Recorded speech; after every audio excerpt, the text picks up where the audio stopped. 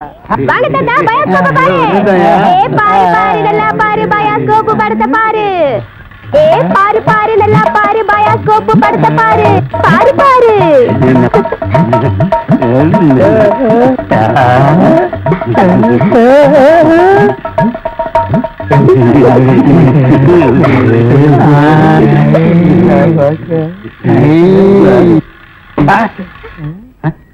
என்ன பாக்குற? Bioscope. Bioscope இங்கதான் தெரியுது. இங்கேயே தெரியுது. 10 பைசா கொடுத்துட்டோம். அது எங்க பார்த்தா என்ன உனக்கு? 10 பைசா கொடுத்தா எங்க வேணும் பாப்பே நீ? இதை விட இது நல்லாவே தெரியுது. அவன் வாய பாத்தியா? அந்த வாயில வாழைப்பழத்தை தவிர வேற எதையுமே திங்க முடியாது. அவன் பாக்குற பார்வையை பாத்தியா? அங்க பாரு, மேல ஒரு கண்ணாடி கையில ஒரு கண்ணாடி வச்சு பாக்குறான் பாரு. அழகான ஒரு பொண்ணு வந்தா அடக்கம் பண்ணதுக்கெல்லாம் எந்திரிச்சு வந்து பாக்குதியா? நீங்க எல்லாம் ஊர்ல பெரிய மனுஷனுங்க, புள்ள குட்டி பெத்தவருங்க, பஞ்சாயத்து போர்டு தலைவருங்க. போங்கடா போங்கடா. பாரு பாரு நல்லா பாரு. அன்பு தம்பி படத்தை பாரு. ஏண்டா இவ்வளவு நேரம் பார்த்தா குஷ்பு படமே வரல? முளைச்சு 3 நேரம் வரல. உனக்கெல்லாம் குசுப்பு. வீட்டுல போய் உங்க அப்பா அம்மா இருந்தா உசுப்பு. இதெல்லாம் படிச்சு முன்னேற முடியல நாட்டுல.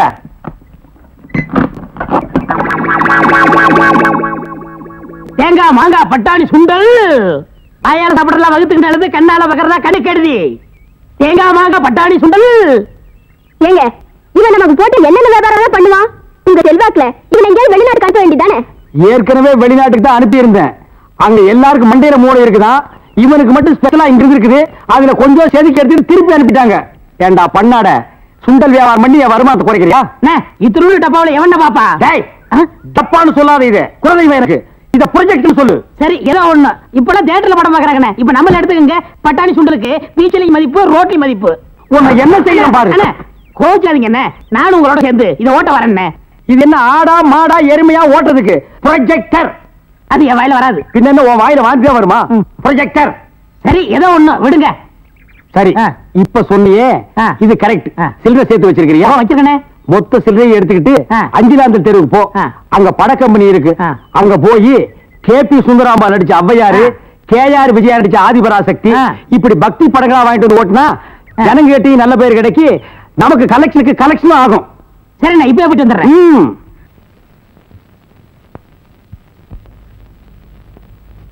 இதுவரை விசாரித்த சாட்சியங்களின்படியும் இது நாள் வரை நடந்த விசாரணைகளின் போது குற்றவாளியாக இருக்கும் ரங்கன் எந்த வார்த்தையும் பேசாமல் மௌனமாக இருப்பதையும் பார்க்கும்போது அவன்தான் ராஜமாணிக்கத்தின் 2வது மனைவி கவிதாவை அடித்துக் கொன்றான் என்பதும், ராஜமாணிக்கத்தின் ஆதரவில் தங்கியிருந்த யமுனா என்ற பெண்ணை ஆற்றில் தள்ளி கொன்றான் என்றும் தெளிவாகிறது. ஆகவே இந்திய குற்றவியல் சட்டப்படி குற்றவாளிக்கு உயர்ந்தபட்ச தண்டனையாக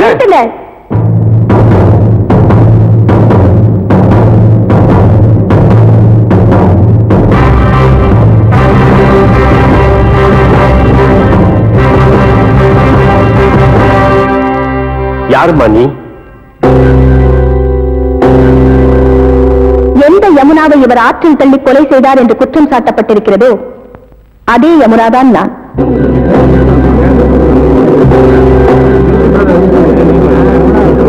ஆர்டர் ஆர்டர் ஆர்டர்.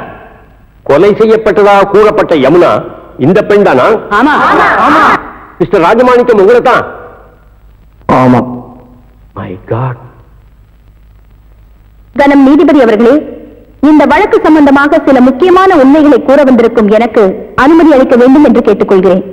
அனுமதி அளிக்கிறேன்.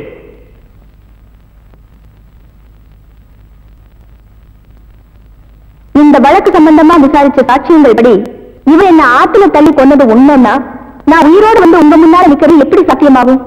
அப்படியானால் இதெல்லாம் வேணே இவரை பழி வாங்கறதுக்காக எதிரிகளால உருவாக்கப்பட்ட கதை. அது மட்டும் இல்ல, என்ன எப்படி இவர் கொலை செய்யலையோ அதே போல ராஜமாணிக்கத்தோட 2வது மனைவி கவிதாமாவையும் இவர் கொலை செய்யல.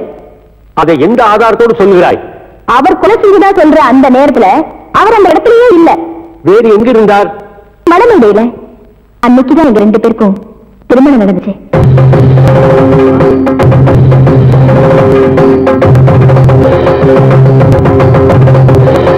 இதோ இவர் எனக்கு கட்டின தாலி.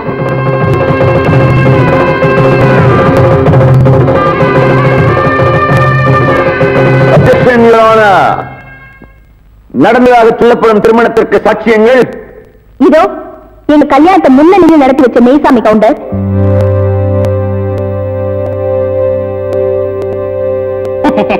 எங்க கல்யாணத்தை மந்திரம் சொன்ன புரோகிதர் சீனிவாச ஐயங்கார், நேரம் வாசிச்ச பொன்னுசாமி, சமையல்கார வரதப்பிள்ளை.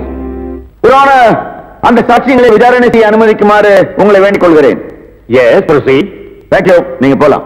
மெய்சாமி கவுண்டர், மெய்சாமி கவுண்டர், மெய்சாமி கவுண்டர்.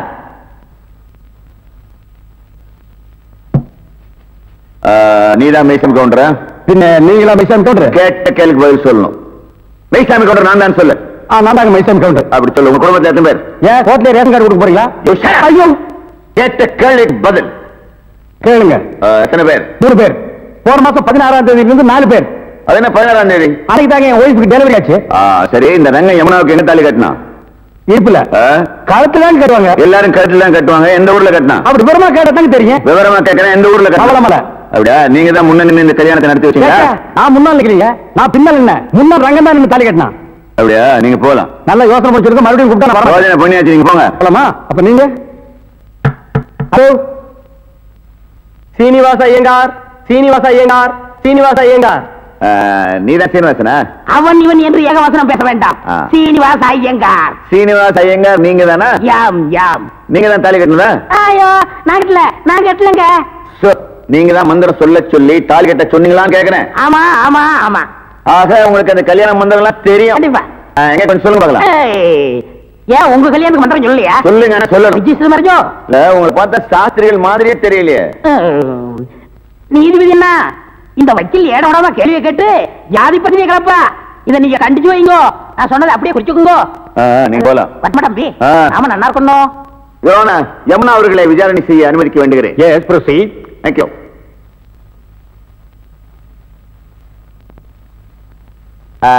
கல்யாணம் நடந்ததா சொன்னீங்க, முதல் இரவு நடந்ததா?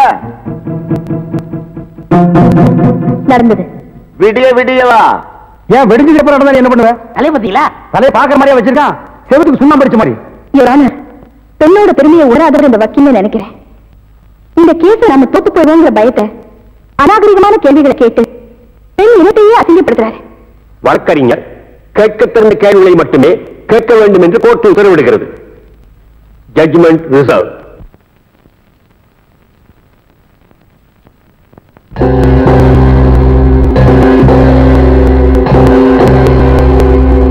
இந்த வழக்கில் கொலை செய்யப்பட்டதாக கூறப்படும் யமுனாவே நேரில் வந்து கூறிய விளக்கத்திலிருந்து இந்த வழக்கு வேண்டுமென்றே ஜோடிக்கப்பட்டதாக உறுதி செய்யப்படுகிறது.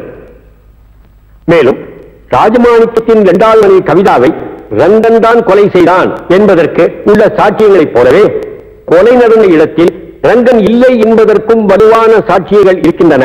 அதையும் ஒதுக்கி தள்ளி விடுவதற்கில்லை. எப்படி அவர் யமுனாவை கொலை செய்யவில்லையோ அப்படியே ஏன் கவிதா கொலைகின்ற நேரத்தில் அவர் அங்கே இல்லாமல் இருந்திருக்க கூடாது என்ற சந்தேகம் எழத்தான் செய்கிறது. எனவே சட்டப்படி அந்த சந்தேகத்தின் பலனை குற்றம் சாட்டப்பட்டவருக்கு சாதகமாக கொண்டு ரங்கனை விடுதலை செய்து தீர்ப்பளிக்கிறேன்.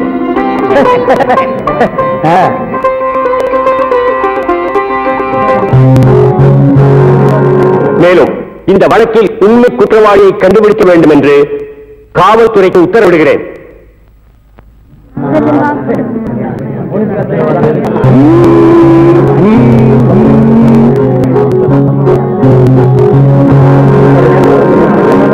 ஐயோ, வாடகை வெட்டி அரிக்குதே.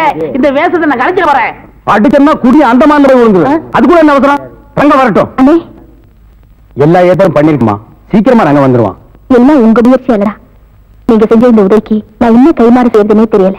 நான் இன்னும் அப்படி பெருசா செஞ்சுட்டேன். நிச்சயமா பெரிய விஷயம்தான். ஆத்தோடு ஒதுங்கி கிடந்த என்னை காப்பாத்தி இத்தனை நாள் அந்த ராஜமாணிக்கம் கண்ணில படாம என்னை ஒழிச்சு வச்சிருந்தீங்களே, இது பெரிய விஷயம் இல்லையா? எல்லாத்துக்கும் காரணம் ஏன் எதிரியும் ஓ எதிரியும் அதே ராஜமாணிக்கமா இருந்ததுனால என் சகோதரி கவிதா வாழ்க்கையை கெடுத்தவனை பழிவாங்கமா விட மாட்டேன். அவனை இதோட விட்டுட்டு மட்டும் நினைக்காத. இந்த கேஸ மறுபடியும் கிளறி அந்த கொலை பண்ணது அவன் தான் நிரூபிச்சு அவன் ஒரு வழி பண்ணாம நான் விட மாட்டேன். நாங்க வரேன் தங்கச்சி.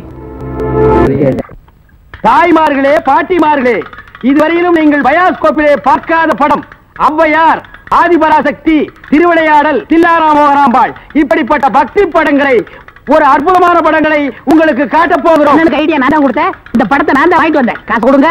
இப்ப நீங்க பார்க்க போற படம் உங்க வயசுக்கு தகுந்த மாதிரி உங்க வயசுல பார்க்க வேண்டிய கேபி சுந்தரம்பா நடிச்ச ஔவையார். அப்பனே முருகா, பாரு பாரு நல்லா பாரு, ஔவையாரு படத்தை பாரு, சுந்தராம்பா நடிப்ப பாரு, அதுல வரு இடுப்பு பாரு, அடுப்பு பாரு, இடுப்பு பாரு, இடுப்பு பாரு. பாரு பாரு ஔவையார்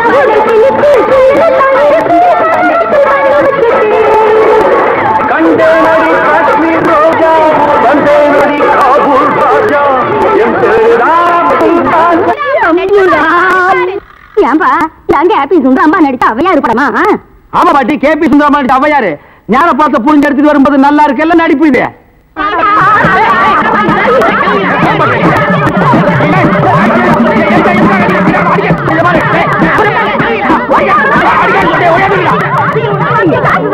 இருந்தடா ஆம்பளைக்கு அனுப்புறோம். உங்க டங்கு அத்துப்பிடுவாங்க. என்ன படத்தை பார்த்துட்டு அப்படி அடிச்சாங்க? இந்த படத்தை எங்க வாங்க? அஞ்சலாந்த தெருவுல படம் வித்து எப்படி இருந்தா? லுங்கி கேட்டு இருந்தா கரல் முடிக்கிட்டான். கூலிங் போட்டுருந்தானா? போட்டிருந்தான். ஔவையார் தானான்னு கேட்டியா? கேட்டேன். வாங்கினியா? வாங்கினேன். ஔவையார் இருந்தாங்களா? இருந்தாங்களே. இதுலயும் ஔவையார் இல்ல? அது எனக்கு தெரியல. டேய், நான் கேட்கிற கேள்விக்கு உண்டு இல்ல ஆமான்னு சொல்லணும், வேற எதுவுமே நீ பேசக்கூடாது. ஏன் ஔவையார் இல்ல? உண்டு இல்ல ஆமா. எப்படி உண்டு இல்ல ஆமா. எப்படி? உண்டு இல்ல ஆமா. நீ தானே சொன்னீங்க உண்டு இல்ல ஆமான்னு, வேற எதுவும் சொல்லக்கூடாதுன்னு. ஓ, இது நக்கல் வேறயா? நக்கல் வேற, நக்கல். இந்த கிழவிங்க நம்ம அடிக்கிறதுக்கு ஆம்பளை இல்லாம சீக்கிரம். ஏய்யா, ஔவையார் படத்தை காட்டுன்னு சொல்லி அசிங்கமான படத்தை காட்டினாம, துணி இல்லாம என்னன்னு வந்துடாம என் பொண்டாட்டி சொன்னா. அப்பீங்களா வயசான கீரிப்புள்ள மாதிரி வச்சுக்கிட்டு அசிங்கமான படம் வேணும் காட்டுறேன் போ. என்னடா கதை மாறுது? ரேட் ஏத்துங்க. ஏத்துற எல்லாம் வரிசையா நின்னு படம் பாருங்க. அட கார் குடிங்க. பாக்குறோம். ஒவ்வொருத்தராவையா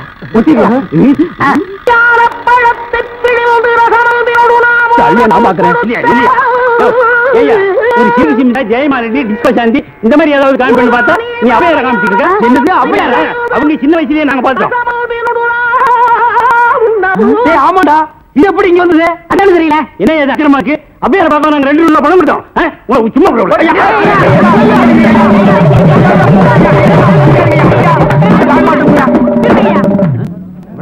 பாரியா, இத வச்சுக்கிட்டாலே ஊர் ஏமாத்தி பணம் சம்பாதிச்ச. இவன் எப்படி சம்பாதிக்கிற, எப்படி வாழ்றேன்னு பாக்குறீங்க?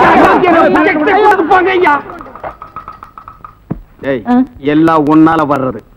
இந்த கந்தல் கந்தலான படத்தை எங்க வாங்க? அதே அஞ்சாந்தரத்துல உள்ள. அப்புறம் எப்படி இந்த படம் வந்தது? எனக்கு தெரியல. உன்னை வேலைக்கு சேர்த்தே தப்புடா. இவரே இதெல்லாம் பேசக்கூடாது. நான் கேட்கிற கேள்விக்கு உண்டு இல்ல ஆமான்னு சொல்லுங்க, வேற எதுவும் பேசக்கூடாது. சரி, இப்படி ஏன் கேட்கிறது? உண்டு இல்ல ஆமா. அவனை